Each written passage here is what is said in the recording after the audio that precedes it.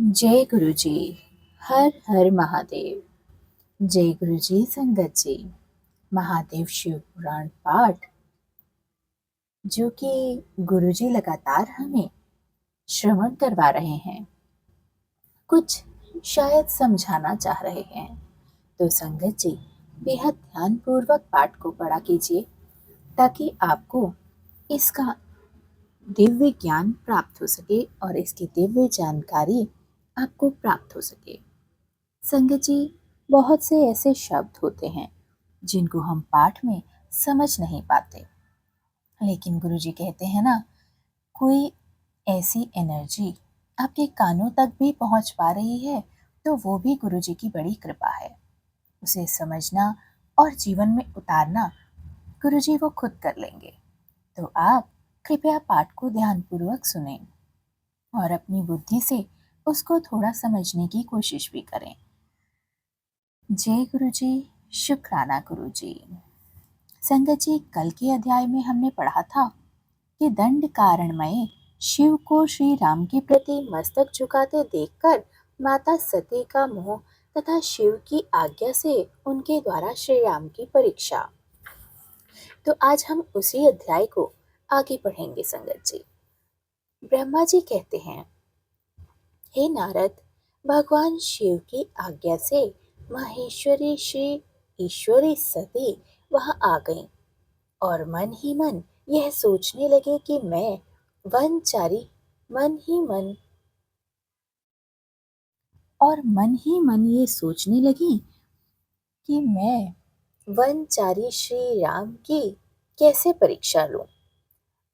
अच्छा, मैं सीता का रूप धारण करके राम के पास चलूं।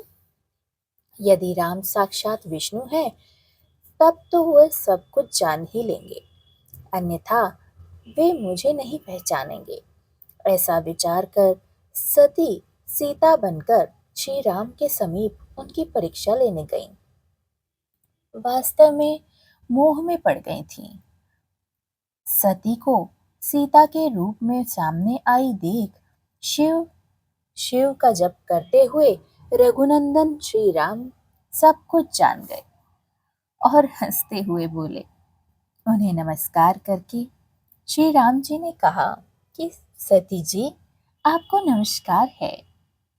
आप प्रेम पूर्वक बताएं, भगवान शंभु कहाँ गए हैं? आप पति के बिना अकेली ही इस वन में क्यों आई हैं?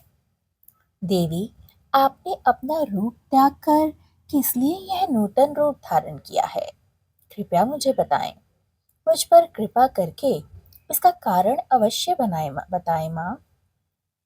श्री रामचंद्र जी की यह बात सुनकर सती उस समय आश्चर्यचकित हो गईं। वे शिव जी की कही हुई बात का स्मरण करके और उसे यथार्थ समझकर बहुत लज्जित हुईं। श्री राम को साक्षात विष्णु जान अपने रूप को प्रकट करके मन ही मन भगवान शिव के चरणाविंदों का चिंतन कर प्रसन्न चित्त हुई सती उनसे इस प्रकार बोली। हे रघुनंदन, स्वतंत्र परमेश्वर भगवान शिव मेरे तथा पार्षदों के साथ पृथ्वी पर भ्रमण करते हुए इस वन में आ गए थे। यहाँ उन्होंने सीता की खोज में लगे हुए लक्ष्मण सहित तुमको देखा। उस समय सीता के लिए तुम्हारे मन में बड़ा कलेश था और तुम विरहशों के पीड़ित दिखाई दे रहे थे। उस अवस्था में तुम्हें प्रणाम कर कर वे चले गए और उस वट वृक्ष के नीचे अभी भी खड़े ही हैं। भगवान शिव बड़े आनंद के साथ तुम्हारी वैष्णव रूप की उत्कृष्ट महिमा का गान कर रहे थे। यद्यपि उन्होंने तुम्हें चतुर्भुज विष्णु के रूप में नहीं देखा, तो भी तुम्हारा दर्शन करते ही वे आनंद विभोर हो गए। इस रूप की और देखते हुए उन्होंने बड़ा आनंद प्राप्त किया। वे बड़े प्रसन्न हुए। इस विषय में मेरे पूछने पर भगवान शंभु ने कहा, उसे सुनकर मेरे मन में भ्रम उत्पन्न हो गया था। अतः राघवेंद्र, मैंने आपकी आज्ञा लेकर आपकी परीक्षा लेनी चाहिए। श्री राम, अब मुझे ज्ञात हो गया है कि तुम साक्षात विष्णु हो। तुम्हारी सारी प्रभुता मेरे मैंने आंखों देख ली है। अब मेरे से सभी संशय दूर हो गए हैं। तो भी महात्मते, तुम मेरी बात सुनो। मेरे सामने यह सच सच बताओ कि तुम भगवान शिव के भी वंदनीय कैसे हो गए। मेरे मन में यह एक संदेह है, इसे निकाल दो और शीघ्र ही मुझे पूर्ण शांति प्रदान करो। सती का वचन सुनकर श्री राम के नेत्र प्रफुल्लित कमल के समान खिल उठे। उन्होंने मन ही मन अपने प्रभु भगवान शिव का स्मरण किया। इससे उनके हृदय में प्रेम की बाढ़ आ गई। मुने आज्ञा न होने के कारण वे सती के साथ भगवान शिव के निकट नहीं गए तथा मन ही मन उनकी महिमा का वर्णन करके श्री रघुनाथ जी ने सती से कहना प्रारंभ किया।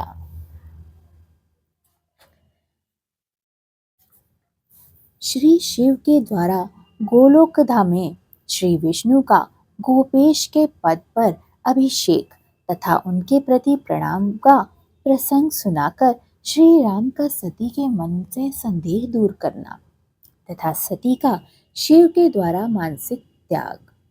श्री राम बोले, देवी, प्राचीन काल में एक समय परम सृष्टा भगवान शंभु ने अपने परात्पर धाम में विश्वकर्मा को बुलाकर उनके द्वारा अपनी गौशाला में एक रमणीय भवन बनवाया था, जो बहुत ही विस्तृत था।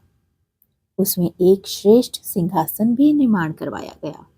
उस सिंहासन पर भगवान शंकर ने विश्वकर्मा द्वारा एक छत्र बनवाया, जो बहुत ही दिव्य था, सदा के लिए अद्भुत और परम उत्तम था।